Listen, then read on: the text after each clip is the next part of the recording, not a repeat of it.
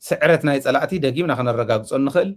ጥይት እንተይተኮስና ክንሕዘሉ ንኽእል ኦፖርቹኒቲ እኒአና ሕዝሞ እዚአን ገምጊምኩም መን ከም ትወፁ ኣይጠራጠርን ካብ ኩሉን ላዕሊ ኣላይስ ምፍራይ ኣብቱ ጥቃና ዝኒኦ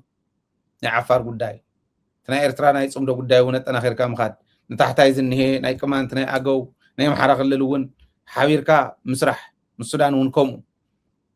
ኣብ ሱዳን ዝካየድ ዘሎ ፅምዶ ዓብዪ እታወት እዩ ንህልውናና እዚኣቶም ኩሎም ሒዝካ ምኻድ ወሳኒ እዩ ዝብል እምነት ኣለኒ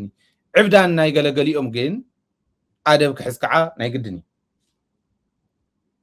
ስጉም ትኽወሰድ ከሎ ንብልፅግና ክውሰድ ከሎ